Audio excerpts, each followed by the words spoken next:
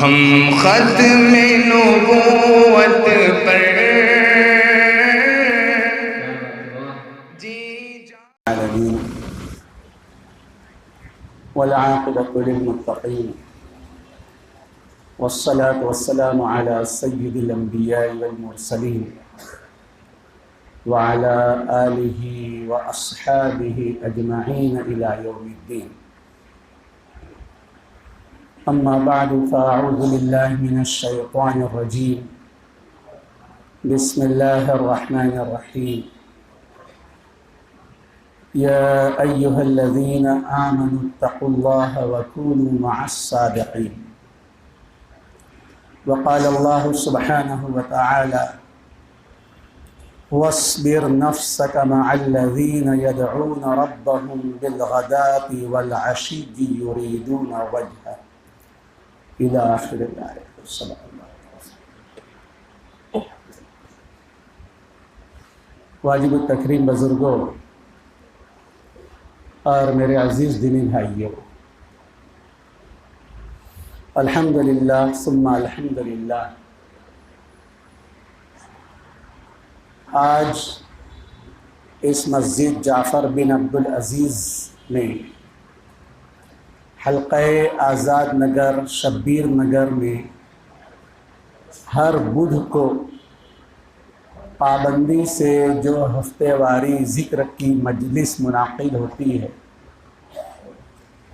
یہ اس ذکر و سلوک کی مجلس کا تیسرا سالانہ اجتماع ہے. تیسرا سالانہ اجتماع. ظاہر سی بات ہے کہ نہ صرف اس حلقے والوں کے لیے، ہم تمام لوگوں کے لیے بہت خوشی و مسرت کا موقع ہے. میں یہ چاہ رہا تھا کہ اس حلقے والوں کی حوصلہ افزائی ہو جائے. ان کی حوصلہ افزائی کے لیے باہر سے کسی مقرر کو بلا کر بیان ہو جائے. میرا بیان تو لوگ مسلسل سنتے ہی. میری یہ دیرینہ خواہش تھی کہ چونکہ کام بڑا ہے، اس کے لیے ان کی حوصلہ افزائی کے طور پر کسی باہر کے مہمان مقرر سے خطاب ہو. اللہ تعالیٰ کا شکر ہے، اس کا انعام ہے. میرے چھوٹے بھائی ہیں مفتی مسعود اختر، اور اس مجلس میں اس عنوان سے خطاب کرنے کا ان کو حق اور اجازت میری طرف سے نہیں ہے، ہمارے پیر و مرشد حضرت اقدس مولانا قمر الزماں صاحب دامت برکاتہم کی جانب سے. ایسے ہی لوگوں کو مجاز صحبت کہتے ہیں. ایک تو مجاز بیعت ہوتا ہے جو باقاعدہ بیعت بھی کر سکتے ہیں، اور مجاز بیعت سے پہلے ایک مرحلہ ہوتا ہے مجاز صحبت کا.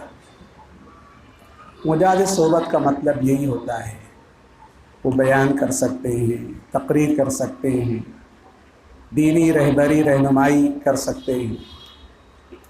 اس لیے مفتی مسعود تو باہر رہتے ہیں، شندولی رہتے ہیں، یہاں کبھی کبھی آمد ہوتی ہے، لیکن آپ حضرات کو بتلاؤں یہ بڑے حضرت سے مجاز صحبت بھی ہے. مجھے خوشی ہوئی کہ اگر وہ میری طبیعت ناساز نہ ہوتی تو شاید اس کو قبول نہ کرتی، لیکن بہرحال انہوں نے اتنا وقت دیا اور یہاں پر اپنی گراں قدر مواعظ سے ہم تمام کو محظوظ کیا. میرے بھائیوں، یہ شہر بھر میں جو ذکر سلوک کی یومیہ ہفتے وار جو مجالس منعقد ہو رہی ہیں، شاید آپ کو معلوم ہو کہ ہفتے بھر میں جمعہ سے لے کر جمعرات تک الحمدللہ 15 مجالس ہو رہی ہیں. اس وقت جمعہ کے روز، اتوار کے روز، پیر کے روز، منگل 15 مجالس منعقد ہو رہی ہیں. اور یہ ہمارا آخری ٹارگیٹ نہیں ہے، چاند پر انسان جا کر آ گیا تو کیا گیا، زندگی تو ایک مسلسل ارتقاء کا نام۔ ہم اور آپ دیکھتے ہیں کہ دنیاوی معاملات میں ہم اور آپ کسی چیز پر بڑی سے بڑی ترقی پر بھی ہم بس نہیں کرتے، بلکہ حضور اکرم صلی اللہ علیہ وسلم نے انسانی سرشت، انسانی فطرت، انسانی مزاج کو بیان کیا۔ لو كان لابن آدم واديين من مال لابتغى ثالثا، اگر انسان کے پاس 2 جنگل بھر کر بھی سونا مل جائے، جی تولہ 2 تولہ نہیں، جنگل کس کو کہتے ہیں، 2 جنگل بھر کر بھی سونا مل جائے تو لابتغى ثالثا، انسان کی ہوس بس نہیں ہو، انسان تیسرے کے چکر میں پڑے۔ آپ اس کو سونے کو ہٹا دیجئے، کھاتا لگا لیجیے، 2 کھاتا بن گیا تو تیسرے کے چکر میں، 2 دکان بن گئی تو تیسری کے چکر میں، 1-2 کھیت ہو گیا، چل رہے مان۔ جس طرح دنیا میں انسان مال و دولت کا حریص ہوتا ہے، اس سے کہیں زیادہ ہم ایمان والے ہیں، ہمیں ایمان کا، اعمال کا، قرآن کا، ذکر کا، تلاوت کا حریص ہونا چاہیے۔ ارے ہمارے ایمان کی علامت ہے۔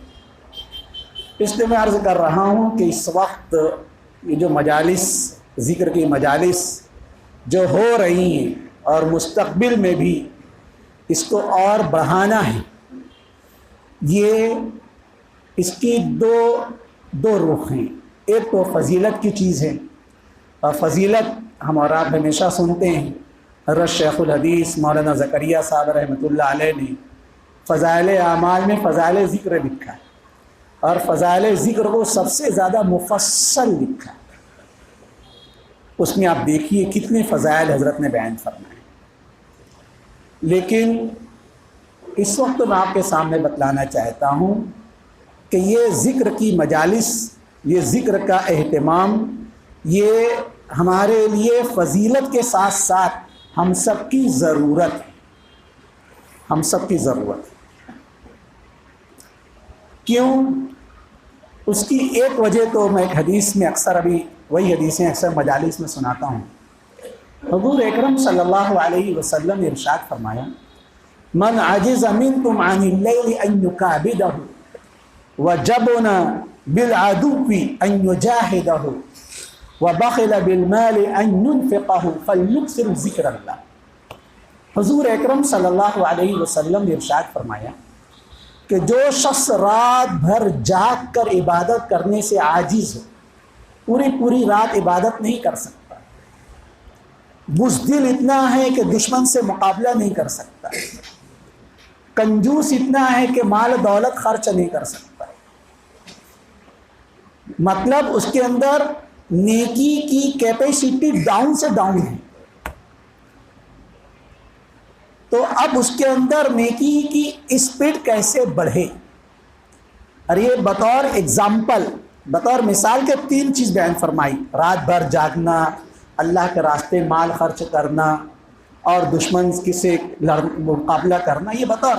اور مقصود یہ کہ دین کے تمام شعبوں میں ادخلوا فی السلم کافہ، دین میں پورے کے پورے داخل ہو جاؤ، دین کے تمام شعبوں میں استقلال کیسے پیدا ہو، استقامت کیسے پیدا ہو، اسپرٹ کیسے پیدا ہو، آگے بڑھنے کا جذبہ کیسے پیدا ہو۔ جی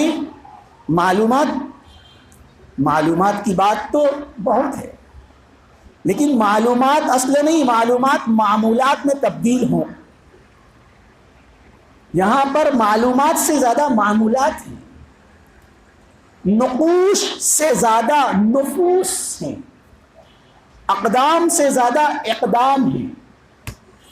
یہ چیز کیسے پیدا ہو؟ اس ضرورت کو، اس مایا کو پیدا کرنے کے لیے حضور اکرم صلی اللہ علیہ وسلم فرماتے ہیں فَلْيُكْثِرْ ذِكْرَ اللَّهِ، اللہ کے ذکر کی کثرت کرو۔ جتنا زیادہ انسان کثرت ذکر کا اہتمام کرے گا، اتنا زیادہ اس کے اندر ایمانی کیپیسٹی، روحانی تقویت بڑھے گی۔ پھر اس کے لیے بیانات اور گشت اور ملاقاتیں اور کانفرنس ضرورت نہیں پڑے گی۔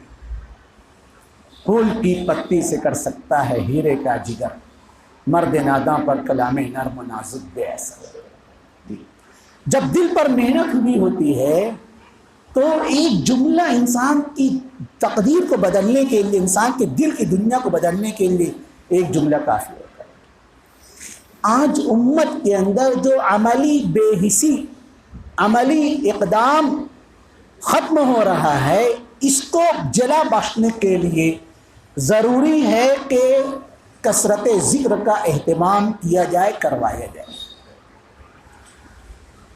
پھر اس وقت جو اجتماعی مجالس ہیں، جگہ جگہ ہمارے اکابرین بزرگان دین، اور میں سب سے پہلے کہہ دوں کہ اس سے بڑی بات اور کیا ہوگی، اجتماعی مجالس کی چند لوگ مل کر ایک ساتھ بیٹھ کر ذکر کریں، اس کی فضیلت کے لیے اس سے بڑی بات اور کیا ہوگی کہ حضور اکرم صلی اللہ علیہ وسلم کو حکم دیا گیا وَاصْبِرْ نَفْسَكَ مَعَ الَّذِينَ يَدْعُونَ رَبَّهُمْ بِالْغَدَاةِ وَالْعَشِيِّ يُرِيدُونَ وَجْهَهُ۔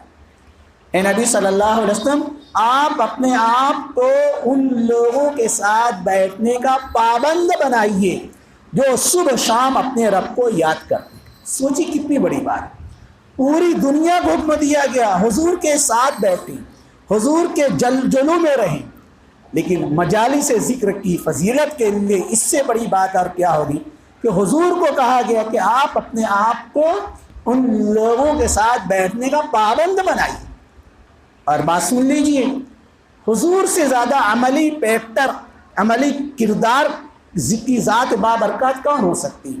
احادیث میں آتا ہے کہ حضور اکرم صلی اللہ علیہ وسلم کی آیت کے نازل ہونے کے بعد آپ تشریف لائے، آپ نے دیکھا کہ کچھ لوگ بیٹھے ہیں اور کچھ پڑھ رہے ہیں، آپ کو آتے دیکھ کر خاموش ہو گئے۔ حضور صلی اللہ علیہ وسلم تشریف لائے، آپ نے پوچھا تم کیا کر رہے تھے؟ انہیں عرض کیا ہم اللہ کا ذکر کر رہے تھے۔ حضور نے قسم دے کر پوچھا، میں مختصراً بیان کر رہا ہوں۔ پھر آپ نے فرمایا کہ میں نے جو تمہیں قسم دے کر پوچھا، اس لیے پوچھا کہ ابھی ابھی جبریل امین میرے پاس آئے اور یہ حکم لے کر آئے کہ آپ اپنے آپ کو ان لوگوں کے ساتھ بیٹھنے کا پابند بنائیں۔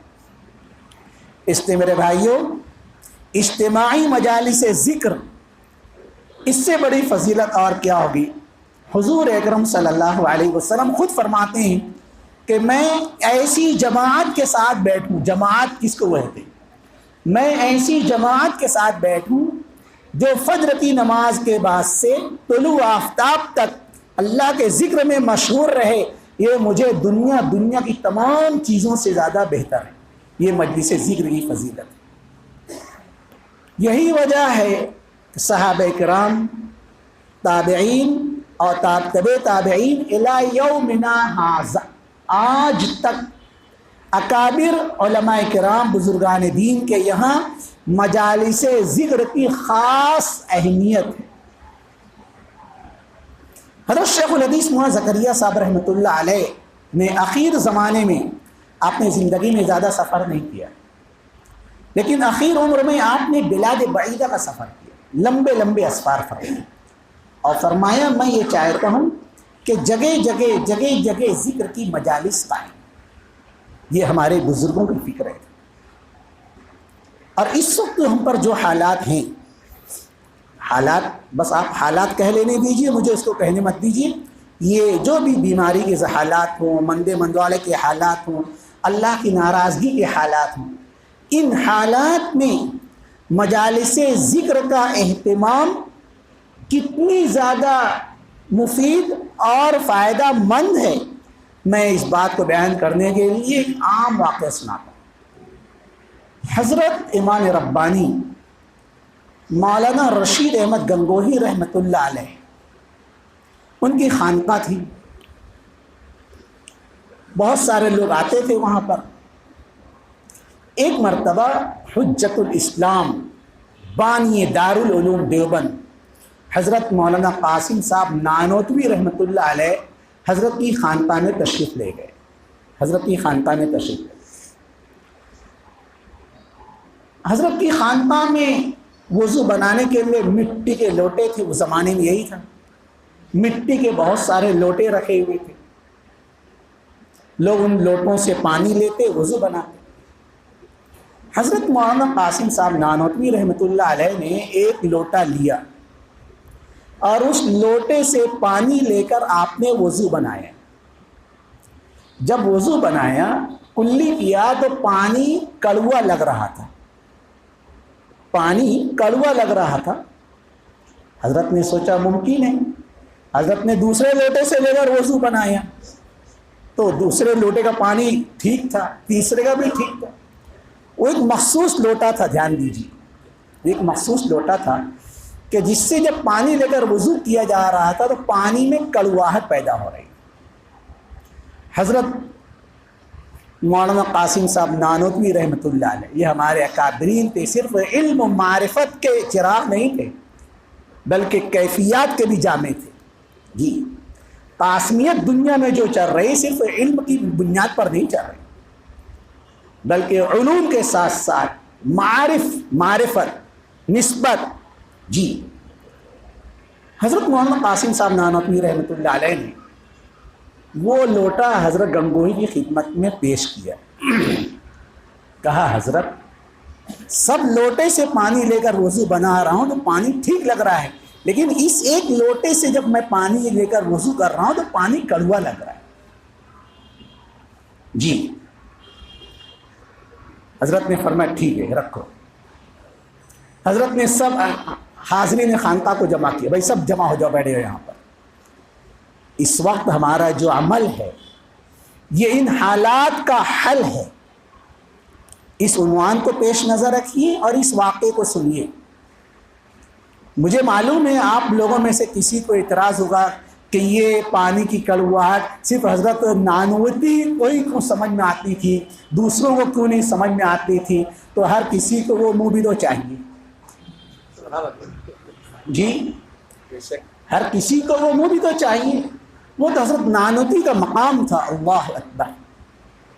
تو حضرت گنگوہی رحمۃ اللہ علیہ نے جب سنا کہ ایک لوٹے سے لے کر پانی لے کر وضو کرنے میں پانی کڑواہٹ محسوس ہو رہا ہے، حضرت نے سارے اہل خانقاہ کو جمع کی، سب بیٹھ گیا، سب جمع ہو گئے، اپنی اپنی تسبیح نکال لو۔ نکال لیا، ذکر پڑھنا شروع کرو، چلو لا الہ الا اللہ، لا الہ الا اللہ، ذکر شروع ہو گیا۔ کچھ دیر اجتماعی ذکر ہوا، سارے لوگوں نے مل کر ذکر کیا۔ حضرت نے فرمایا بھائی چلو دعا کرو۔ دعا ہو گئی۔ دعا ہونے کے بعد حضرت مولانا گنگوہی رحمۃ اللہ علیہ نے حضرت اقدس نانوتوی رحمۃ اللہ علیہ سے فرمایا مولوی قاسم اب اس لوٹے سے دوبارہ وضو کرو، اب اس لوٹے سے دوبارہ جا کر وضو کرو۔ حضرت نانوتوی رحمۃ اللہ علیہ نے اس لوٹے سے دوبارہ وضو کیا تو اب وہی لوٹا تھا اور وہی پانی تھا، لیکن پانی کی کڑواہٹ ختم ہو گئی تھی۔ پانی کی کڑواہٹ ختم ہو گئی تھی، اب پانی معتدل تھا، نارمل ہو گیا تھا۔ حضرت نانوتوی بھی معمولی مقام مرتبے کے نہیں تھے، لیکن معاملہ یہ ہے کہ ہمارے بڑوں نے اپنے آپ کو ہمیشہ چھوٹا بنا کر رکھا۔ جی، وہ کیا تھے حضرت نانوتوی؟ معمولی بات ہے، آج ان کے نام سے پوری دنیا میں قاسمی چلتے ہیں۔ جو قاسمی جو آپ سنتے ہیں نا، دارالعلوم دیوبند کے فارغین کو جو قاسمی کہا جاتا ہے وہ حضرت مولانا قاسم صاحب نانوتوی کی نسبت سے قاسمی کہا جاتا ہے۔ جی، جس کے نام بافیض میں اللہ نے اتنا کما رکھا ہے، ان کی ذات کیسی بابرکت ہے۔ لیکن نہیں، ہمارے اکابر اپنے آپ کو بڑوں کے سامنے چھوٹا بنا دیں، اور یہی ادب بھی ہے۔ جی، تو حضرت نانوتوی رحمۃ اللہ علیہ نے پوچھا حضرت یہ کیا معاملہ ہے، یہ کیا ماجرا ہے کہ اب پانی میٹھا معلوم ہونے لگا؟ تو حضرت گنگوہی رحمۃ اللہ علیہ نے جو جواب دیا مجھے آپ کو سنانا ہے۔ اگر اس جواب کے پیچھے ایک لمبا چوڑا بیان ہے، لیکن نہ تو میری طبیعت صحیح ہے اور نہ وقت اجازت دے رہا ہے۔ حضرت مولانا نانوتوی حضرت گنگوہی رحمۃ اللہ علیہ نے جو جواب فرمایا وہ میں آپ کو سنانا چاہ رہا ہوں۔ حضرت نے فرمایا بات یہ ہے، یہ لوٹا جس کا پانی آپ کو کڑوا معلوم ہو رہا تھا، یہ لوٹا کمہار نے ایک ایسی قبر کی مٹی لے کر لوٹا بنایا تھا جس قبر میں قبر والے کو عذاب دیا جا رہا. یہ ہے میرے بھائیوں گناہ کی نحوست. گناہ کی نحوست منٹ 2 منٹ، سال 2 سال نہیں، صدیاں گزر جانے کے بعد بھی گناہ کی نحوست باقی رہتی ہے. اس قبر والے کو عذاب دیا جا رہا تھا، اس قبر کے اوپر سے کمہار نے مٹی لے کر یہ لوٹا بنایا، اور اس کی وجہ سے، اس قبر عذاب کی وجہ سے اس لوٹے میں کے پانی میں بھی کڑواہٹ ڈالی.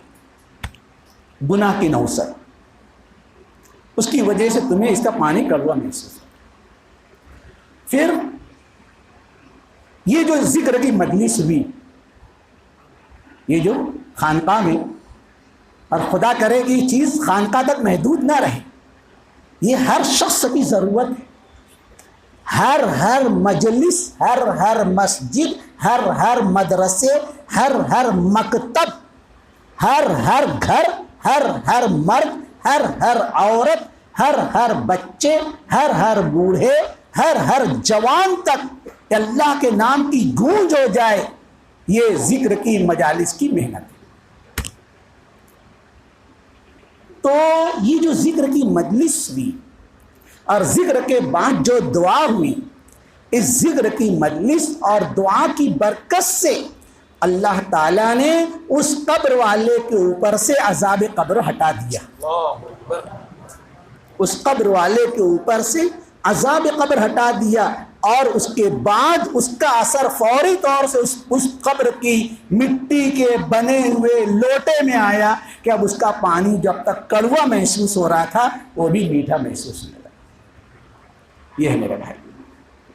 اس لیے میں بطور عوام کے ایک واقعہ سنا دیا تاکہ سالانہ ذکر کی مجلس میں میرا بھی کچھ حصہ لگ جائے، ورنہ تو مفتی مسعود اختر صاحب کے بیان کے بعد مجھے بیان کی ضرورت نہیں تھی. میں اس واقعے سے بتانا چاہتا ہوں کہ اس وقت جو حالات ہیں جی وہ انہی حالات کا متقاضی ہے. اس لیے جگہ جگہ ذکر کی مجالس کا قیام عمل میں آئے. خدا کا شکر ہے، ایک آواز تھی، ایک ٹوٹی درخواست تھی، ہم نے اس علاقے کے لوگوں کے سامنے رکھی تھی. الحمدللہ ثم الحمدللہ اس علاقے کے لوگوں کے اندر ماننے کا جذبہ تھا. کس جذب، کس عزم بالجزم کے ساتھ انہوں نے ذکر کی مجلس کی شروعات کی کہ دیکھتے دیکھتے 3 سال کا عرصہ گزر گیا.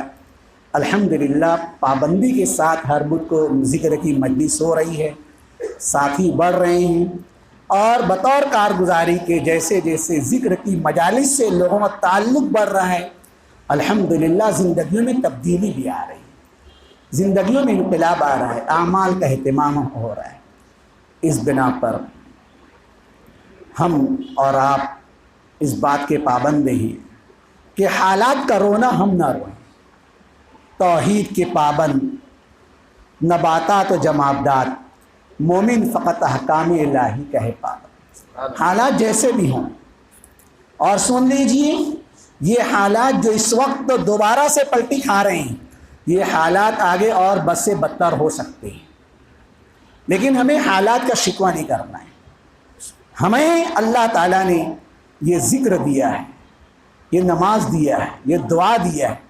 الدعاء صلاح المؤمن، یہ ہمارا ہتھیار ہے، ہم کو اپنا کام کرنا ہے. انشاءاللہ العزیز جس طریقے سے ہمیشہ سے اللہ کے نور کی برکت سے، دعاؤں کی برکت سے حالات پلٹی کھائے ہیں، یہ حالات بھی پلٹی کھائیں گا.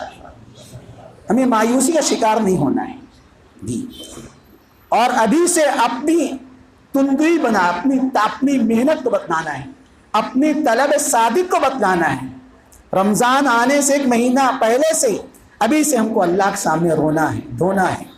اللہ ہمیں رمضان کی خیر و برکت عطا فرما، رمضان کی برکتوں سے ہم محروم نہ ہونے پائیں. اللہ کے سامنے رو، صرف پلاننگ کر کے، آندولن کر کے کچھ نہیں ہے. حالات کا حل اللہ کے قبضہ قدرت میں، جس کا رب سیدھا اس کا سب سیدھا۔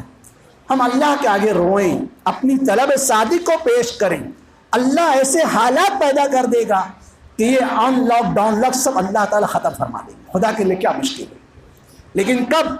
جب ہمارے اندر طلب صادق پیدا ہو۔ جب تک بچہ نہ روئے تو ماں بھی اپنے کام میں لگی رہتی ہے، لیکن جب بچہ روتا ہے تو ماں کو پیار آتا ہے، پھر ماں چلتے ہوئے توے پر روٹی کو چھوڑ دیتی ہے اور اپنے بچے کو کلیجے سے لگا لیتی ہے۔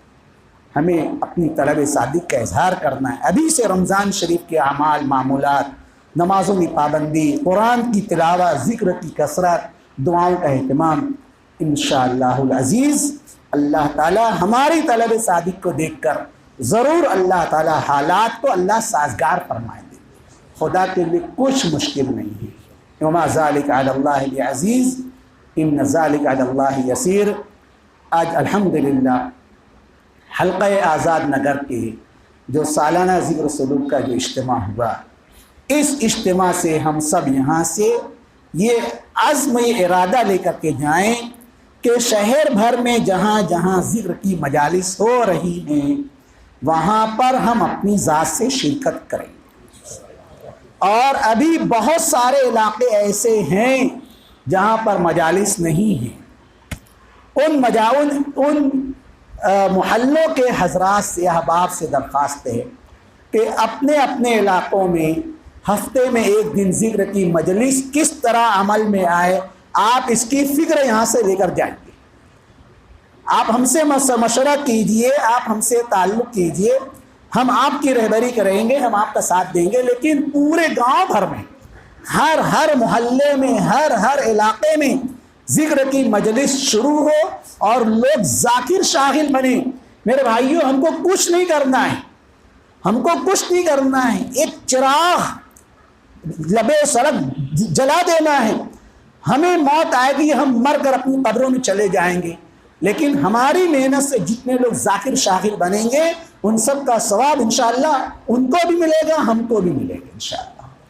اس کے لیے تمام حضرات یہاں سے ارادہ کر کے جائیں۔ اور دوسری بات یہ ہے کہ جس طرح محلے میں ایک دن، مسجد میں ایک دن ذکر کی مجالس کی محنت ہے، ہر گھر میں ابھی گزشتہ دنوں مفتی عمر جنپوری صاحب دامت برکاتہ میرے بڑے محسن ہیں، میرے بڑے کرم فرما ہیں، مجھ کو بہت بیکنگ کرتے ہیں، فرمانے لگے کہ گزشتہ دنوں جو سخت لاک ڈاؤن کے حالات تھے، سخت لاک ڈاؤن کے حالات، جی ایسے حالات نے پوری پلاننگ کے ساتھ شر پسند عناصر نے علاقوں کو گھیر لیا تھا پورے ساز سامان کے ساتھ، لیکن علاقے میں کچھ صاحب نسبت اولیاء اللہ کا وجود تھا، انہوں نے گھروں گھر دعاؤں کی مجالس، ذکری مجالس کا اہتمام کیا۔ اس کی برکت یہ ہوئی کہ ان میں آپس میں پھوٹ پڑی اور وہ سارے یہاں سے وہاں سے ناکام نامراد چلے گئے، اور پورا علاقہ اللہ نے بچا لیا، محفوظ کر دیا۔ کس کے ذریعے سے بچا؟ سیکورٹی کے ذریعے، گارڈ کے ذریعے، پولیس کے ذریعے۔ وَلَا ذِكْرُ اللَّهِ أَكْبَرُ، اللہ کا نام معمولی مت سمجھو، حالات اس سے بھی خراب آ سکتے ہیں، کوئی چیز بچانے والی نہیں سوائے اللہ کے نام۔ اس کے لیے اس محنت کو معمولی محنت مت سمجھو، بہت بڑی محنت ہے۔ انفرادی اعتبار سے بھی اپنے گھروں میں اپنے بال بچوں کو لے کر تھوڑی دیر ذکر کرو، 2-3 منٹ ذکر کرو، اپنی مسجدوں میں ذکر مجالس کرو، اپنے علاقوں میں جگہ انشاءاللہ العزیز اللہ تعالیٰ کو پیار آئے گا، اللہ تعالیٰ کی شان رحیمی جوش میں آئے گی، اور اللہ تعالیٰ سارے حالات کو بڑھا سکے۔ اللہ تعالیٰ عمل کی توفیق عطا فرمائے۔ ہم سب اپنی تسبیحات نکال لیں اور درود شریف پڑھ لیں، اور پہلے تسبیح ہوگی